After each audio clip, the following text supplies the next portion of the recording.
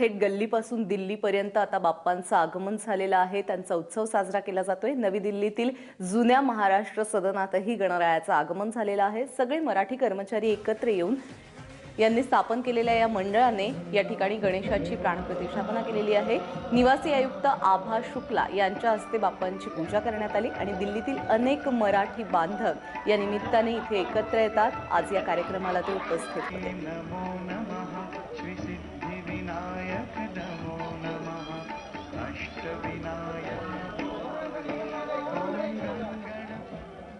गणेशोत्सवाची धूम सध्या केवळ महाराष्ट्रातच नव्हे तर महाराष्ट्राच्या बाहेर देखील आहे आणि जिथं जिथं मराठी वर्ग आहे, दिल्ली असेल, इंदोर असेल, भोपाळ या ठिकाणी गणपतीची जी पूजा आहे ती केली जात आहे। आणि आत्ता नवी दिल्ली, राजधानी नवी दिल्लीमधलं जे महाराष्ट्र सदन आहे त्या ठिकाणी अशा पद्धतीने एक गणपतीचा उत्सव जो आहे तो गेले अनेक वर्षांपासून साजरा होतोय। थोड्याच वेळापूर्वी गणपतीची प्राणप्रतिष्ठा जी आहे ती या ठिकाणी करण्यात आलेली आहे आणि मोठ्या संख्येनं राजधानी दिल्लीतले जे मराठी बांधव जे आहेत ते या ठिकाणी आलेले आहेत।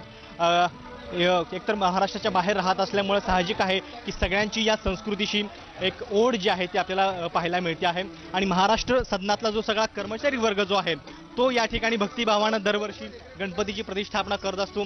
ते सगळे टीम जी आहे महाराष्ट्र सदनाची आता आपल्यासोबत आहे। किती वर्षांपासून साजरा केला जातोय गणपती आणि नेमकी काय भावना असते या सगळ्या उत्सवाच्या वेळी? आमच्या इथे गणपती उत्सव हा मोठ्या थाटामाटाने साजरा केला जातो, कारण यावर्षी गणेशच्या स्थापनेपासूनच निसर्गानं पण आपल्या सर्वांवर यावर्षी चांगली कृपा केलेली आहे आणि या गणेशोत्सवाच्या निमित्तानं मी सर्वांना शुभेच्छा देऊ इच्छितो आणि सांगू इच्छितो की महाराष्ट्र सदनामध्ये 1997 पासून हा उत्सव साजरा केला जातो। हा उत्सवांचं पूर्ण 11 दिवसामध्ये कार्यक्रमाचा शेड्यूल ठरलेला असतो। दरवर्षीप्रमाणे या ठिकाणी कार्यक्रमाची असते आणि ओव्हरऑल पूर्ण दिल्लीमध्ये हा कार्यक्रम मोठ्या थाटामाटाने साजरा केला जातो।